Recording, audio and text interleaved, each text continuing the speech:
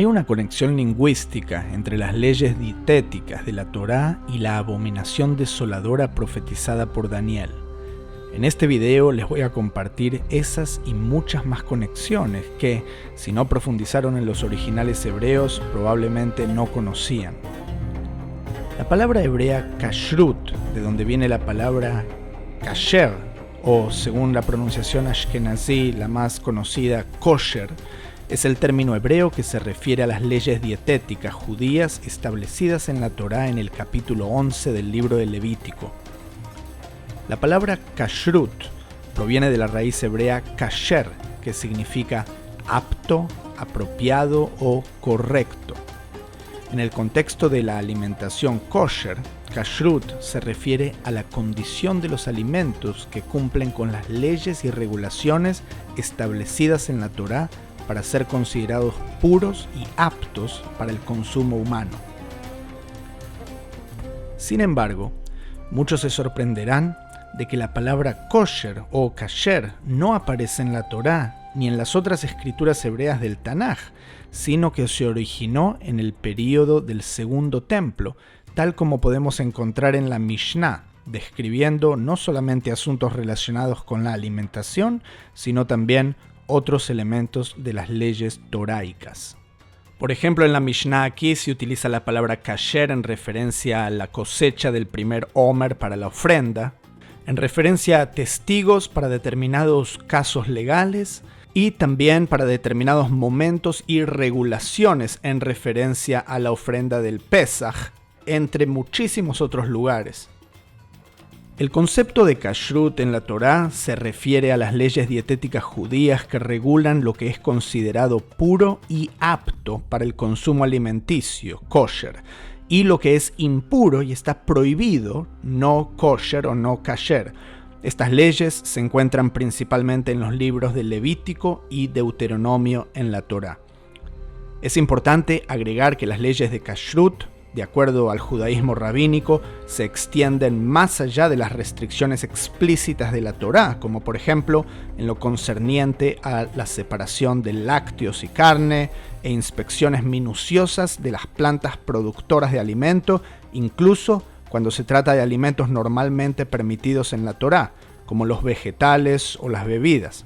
Por el otro lado, hay leyes dietéticas que sí son escriturales y van más allá de qué animales se consumen, como por ejemplo la prohibición de comer sangre, que si bien no aparece en este capítulo, está registrada en otros lugares a través de las escrituras. De acuerdo a Levítico 11, la idea fundamental se trata de categorizar los animales que son permitidos para el consumo y los que no lo son. Como mencioné antes, la palabra kasher no aparece aquí, sino las palabras limpio e inmundo. Los animales permitidos y prohibidos se dividen en animales terrestres, peces y aves, así como también insectos. Los animales permitidos son aquellos que tienen pezuñas divididas y rumian, como el ganado vacuno y ovino. Pongan atención también como hay ciertas instancias en que ciertos animales poseen solo una de estas características, pero no la otra, y son considerados como inmundos, lo cual sería el equivalente a algo no kasher, escrituralmente hablando. Cuando llegamos a la sección en el capítulo que habla de las criaturas marinas que pueden ser consumidas, que son las que tienen escamas y aleta, dice en el versículo 10 que aquellas criaturas que no tengan escamas y aletas de las que viven en el agua serán tenidas por abominación. Y este término en hebreo es el punto central de este video, del cual hablaremos y conectaremos con ciertas profecías en unos momentos. La palabra, por cierto, es sheketz o shikutz. Se puede encontrar de ambas maneras en las escrituras. Con respecto a las aves, fíjense cómo directamente nos pasa a decir que hay ciertas clases de aves que serán abominables, es decir, que no se podrán comer. No dice inmundos, sino esta misma raíz, pero ahora en sentido verbal en lugar de sustantivo. No hay ningún tipo de regulaciones acerca de cómo enterarse qué aves son limpias para comer, sino que directamente nos dice que ciertos tipos de aves van a ser inmundas, es decir, que no serán aptos para el consumo. Algo parecido sucede con los insectos, que la gran mayoría son considerados una abominación y solo ciertos tipos de langostas y grillos están permitidos. Obviamente, a pesar de que esto esté permitido, no me interesa probarlo de ninguna manera, como me imagino igual le pasará a muchos. Hablemos ahora de la raíz hebrea sheketz o shakatz, que se encuentra en varios pasajes del Antiguo Testamento y se refiere a algo que es aborrecible, detestable o abominable en el sentido moral o religioso. Algunas referencias pueden ser las que les acabo de compartir acerca de las leyes dietéticas en relación con los animales impuros. También en Levítico 18:22 tenemos, por ejemplo, esta misma raíz para denominar la actividad homosexual masculina, que es considerada también abominable o detestable según las leyes morales del Antiguo Testamento. Y tenemos también ciertos pasajes proféticos que son los que le quiero compartir a continuación.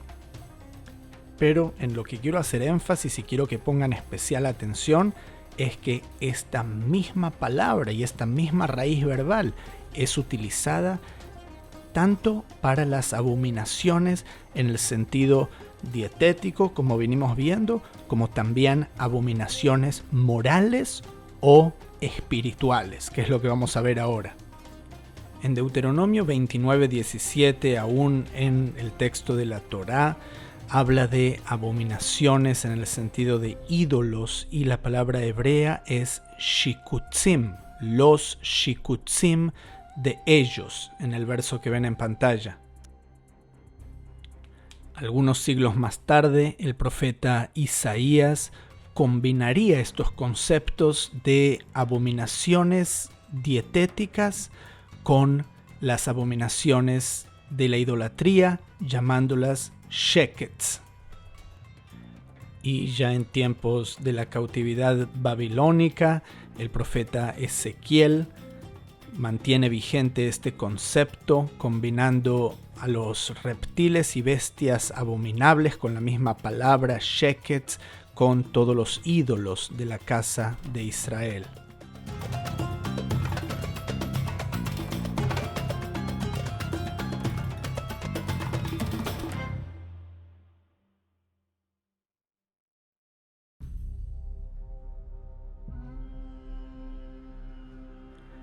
Y esto nos trae a una de las profecías más famosas escatológicamente hablando, que más ha intrigado a creyentes a través de los siglos. Y es la profecía de Daniel, capítulo 9, que habla de la abominación desoladora. No les sorprenderá saber que la palabra hebrea que aparece aquí para abominación en el plural, abominaciones, es la misma raíz, shikutzim. Otra parte de esta misma profecía aparece en el capítulo 11 de Daniel con la palabra shikutz en el término abominación desoladora, y nuevamente en Daniel 12 la palabra shikutz, hablando nuevamente de esta abominación que sucedería en el templo de Jerusalén.